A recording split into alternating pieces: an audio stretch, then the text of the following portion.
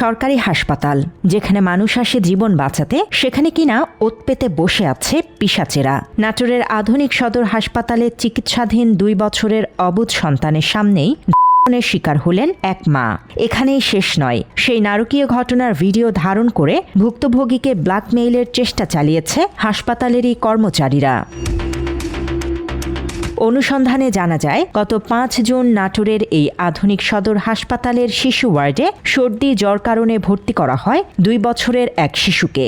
রিকশাচালক বাবার সেই সন্তানের শয্যা পাশেই ছিলেন মা নাহিদা বেগম। কিন্তু কে জানত এই হাসপাতালেরই কিছু নজর পড়েছে তার উপর।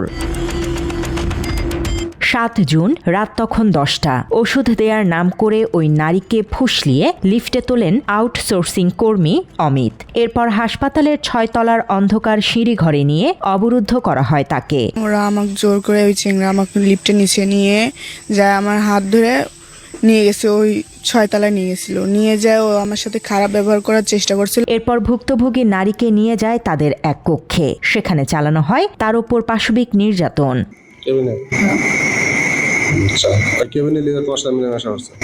নৃশংসতা এখানেই শেষ নয়। এই নারকীয় নির্যাতনের দৃশ্য গোপনে মুঠোফোনে ধারণ করে অমিতের 2 সহযোগী। তারা দুজন হলেন সুইপার অনিল ও ওয়ার্ড বয় প্রাঙ্গণ। এরপর শুরু হয় দ্বিতীয় দফার মানসিক নির্যাতন। সেই ভিডিও দেখিয়ে ভুক্তভোগীকে কুপ্রস্তাব দেয়া হয়, হুমকি দেয়া হয় সামাজিক যোগাযোগ মাধ্যমে ছড়িয়ে দেয়ার। ওই 2 চেংড়া গেছে, যায় ভিডিও করছে, ওইসব করার পরে ওই 2 চেংড়া আমাকে হচ্ছে যে হুমকি দিচ্ছে যে ওর সাথে যদি আমি বাজে ব্যবহার না করি তাহলে পরে ওরা সবাক দেখাবে ওই ছবি। কিন্তু পাপ ছাড়ে না বাপকেও। এই প্রবাদ হয়তো ভুলে গিয়েছিল হিন্দুত্ববাদী এই কর্মচারীরা।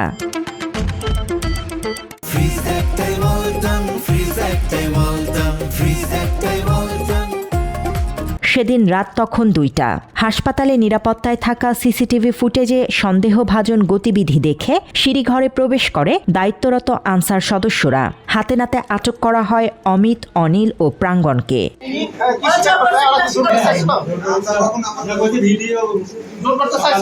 এ সময় আনসার সদস্যরা ভুক্তভোগী নারীর একটি জবানবন্দিও মুঠোফোনে ধারণ করে।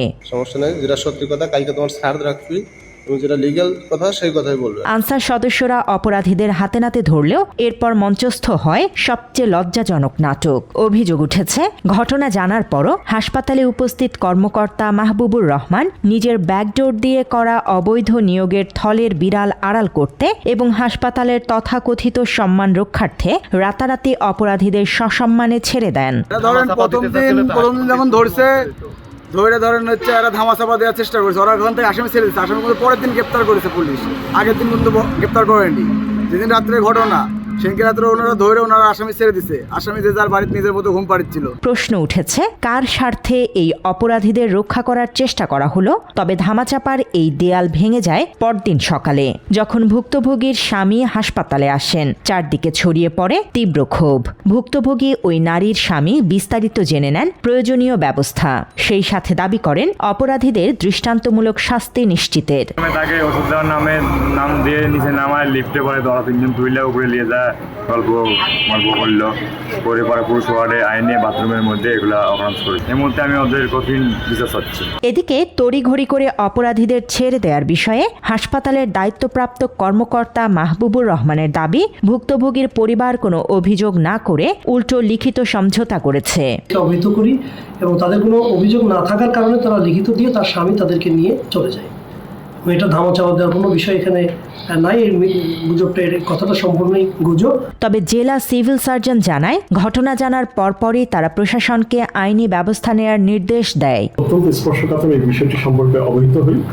অবহিত হওয়ার সাথে সাথে আমি পুলিশকে রিটেনলি এটা জানিয়ে দিই এবং একই সাথে 8 তারিখে কর্তৃপক্ষ যারা হচ্ছে ভিকটিম অথবা যারা হচ্ছে বাদী তাদের কাছ থেকে লিখিত বক্তব্য গ্রহণ করে।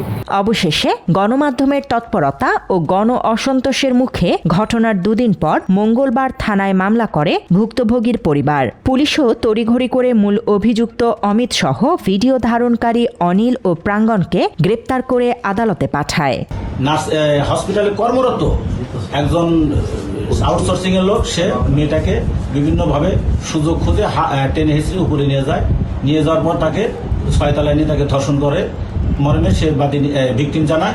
পরবর্তীতে সে তার সহযোগী দুজন আসামি তারা দূর থেকে ভিডিও কারের দর্শনের ভিডিও করার চিত্র ধারণ করে বলে আমাদেরকে প্রাথমিকভাবে জানিয়েছেন এবং এই বিষয়ে আমরা অভিযোগ প্রাপ্তির সাপেক্ষে 2 ঘন্টার মধ্যে 3 জন আসামিকে গ্রেপ্তার করেছি।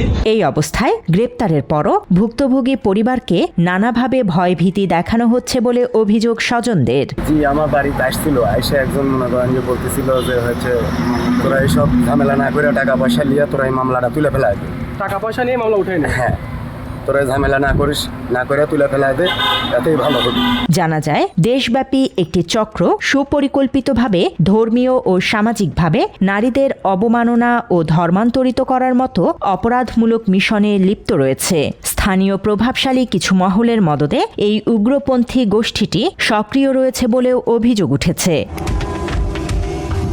সরকারি হাসপাতালে আউটসোর্সিংয়ের নামে অপরাধীদের অভয়ারণ্য গড়ে তোলা এবং অপরাধ ঘটার পর তা ধামাচাপা দেওয়ার এই নির্লজ্জ চেষ্টা প্রমাণ করে ভেতরের অনিয়ম কতটা গভীরে। শুধু এই 3 পিশাচের শাস্তিই যথেষ্ট নয়, বরং যারা এই ঘটনা ধামাচাপা দিয়ে আইনের হাত থেকে অপরাধীদের বাঁচাতে চেয়েছিল তাদেরও বিচারের মুখোমুখি দাঁড় করানোর দাবি তুলেছে নাটোরের সর্বস্তরের মানুষ। বাংলা এডিশন, নাটোর।